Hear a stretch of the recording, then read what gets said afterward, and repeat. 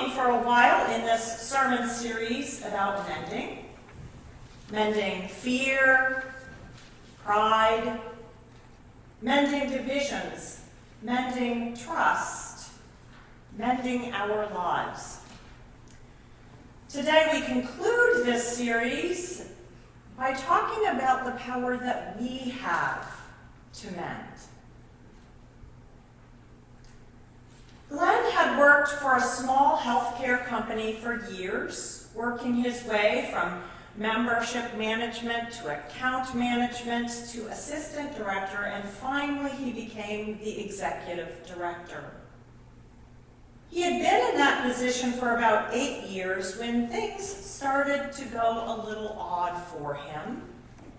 Sure, he was no longer young, but some disturbing symptoms showed up in his life that were sometimes debilitating. And after several health workups, the problem became clear. He had an anxiety disorder. Glenn was surprised to find himself in that position. He had been known for being cool under pressure, a strong and steady leader. But for the first time in his life, he had to confront the fact that he had a mental health challenge. He wondered, what is this? Do I have a mental illness? At first, he told nobody but his wife. It was shameful and disorienting. Eventually, he worked up the nerve to tell his children. It was hard to admit to them this tremendous vulnerability he felt in front of them. How would they see him now? Was he weak? But one of his children had had a brain injury a few years before, and she was particularly helpful to him, giving him advice on how to care for himself and new ways to think about his daily tasks. Then Glenn decided he needed to confide in somebody at work. What if someday he just wasn't functioning? How could he make sure that the organization that he valued was not impacted? Besides, what did it say that somebody in healthcare could not admit to some healthcare challenge, albeit a mental health need? So he chose a few trusted colleagues to share this news with. This was, again, nerve-wracking for someone so used to being the strong leader. But when he told his first colleague, the person said, "Wow, I admire you even more for knowing this about you. What a challenge you are facing. But what courage you have to tell me this. Let me know how I can support you."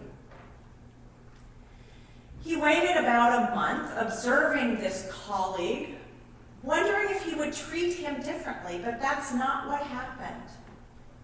Mostly there was a check-in every now and then. So then he told a few other colleagues from other organizations and a few more inside his own organization as well, and was surprised to discover that pretty much everyone admitted to having someone they knew who had a similar challenge. And one person who was the head of a tech company admitted to struggling with depression for years. While he never chose to tell everyone in his organization, his friends and family and some colleagues were of surprising support and comfort to him, making the challenge a little easier for him.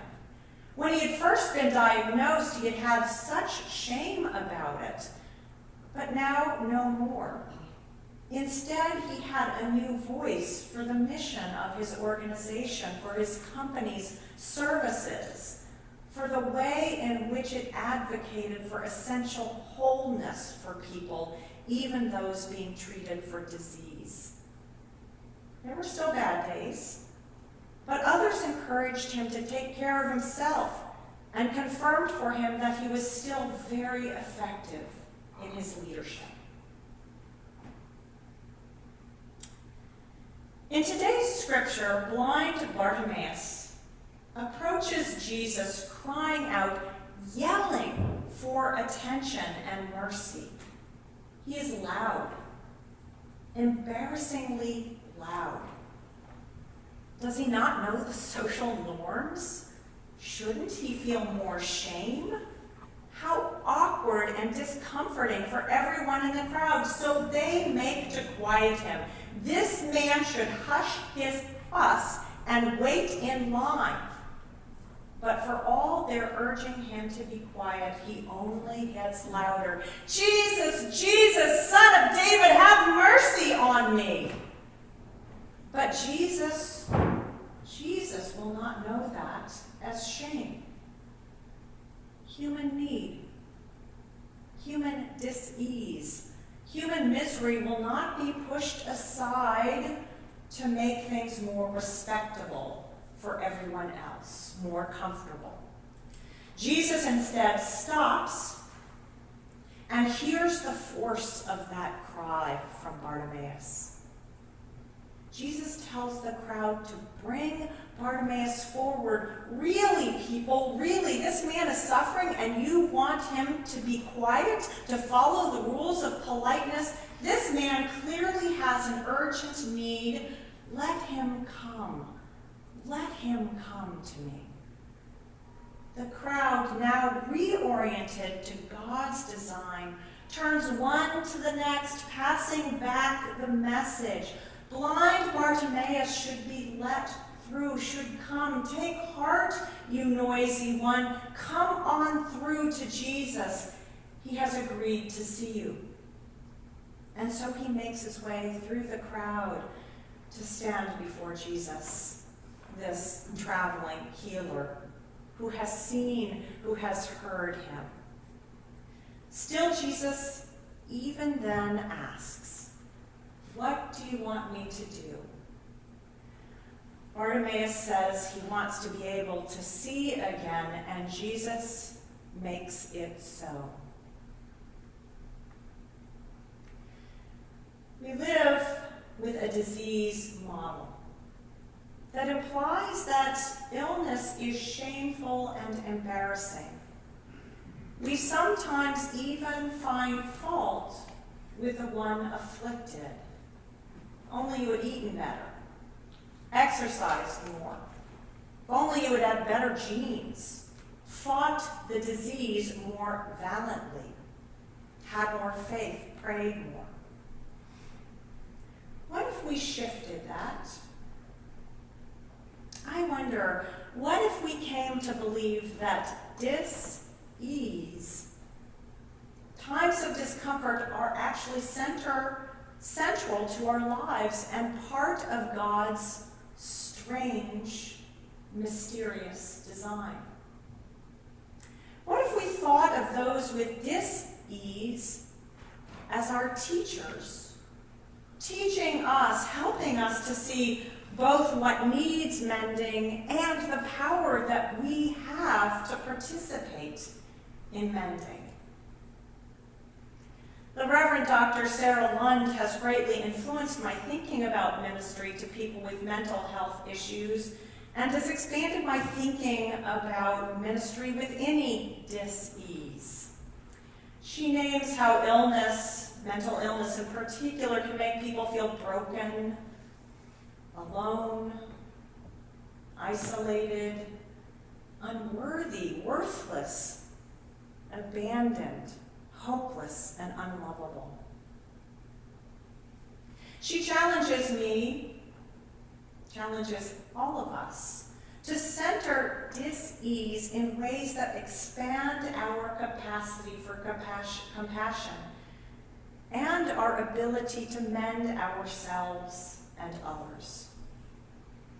God's presence extends, may even begin, where people particularly struggle, who are diseased. Such thinking challenges us to see that everyone is part of God's family. Everyone, and at all times, in health and in dis-ease, that we are valued and worthy as God's children, that we are not forsaken, ever not forsaken, and that we have access to hope through prayer, even if that prayer is like unto blind Bartimaeus's, loud, rude, socially unacceptable, just to get attention. Disease is no less central to our experience, no less the stuff of our journey of faith, no less the meat of our spiritual lives. Mending starts with our raw cries for wholeness, the needs of compassion of many who will bring what is affliction to the center of our communities and our lives. How often in Scripture does healing take place not just at the tips of Jesus' fingers, but in some complex social interaction of community that Jesus pulls together? No less in today's story, which broadcasts the power to mend at our command. First, we see it and hear it in Bartimaeus' cry, his insistence that he need mercy. And second, we see it in the way that Jesus turns the crowd from those who would silence the dis-ease into ones who actually make a way, a path for Bartimaeus to come to Jesus. Take heart, they learn to say. Take heart and come to Jesus. He is for you too. And we see it once again as Jesus does not assume what form of mercy Bartimaeus needs, but again asks that he name it himself. Bartimaeus has the power to name the mending he desires. Jesus mends, but rarely without making us part of the mix, without using the powers that we also bring into it. Those of us seeking our own mending are empowered to name the health we seek. Those who love the diseased have power to bring that person, that suffering, towards Jesus. And even those in the unwitting crowd are empowered to become pathways to Jesus, to bring the suffering to the center of community, which is precisely where mending is most effective. We have the power to mend. The power is a pathway from the shameful peripheries and from the fringes to the heart center of Jesus. Mending happens when we put mercy and those who need it right there in the middle of our lives, where Jesus is too. Mending is in our power for ourselves, for those whom we love, for strangers crying out on the boundaries and the borders of our lives. We have power to mend.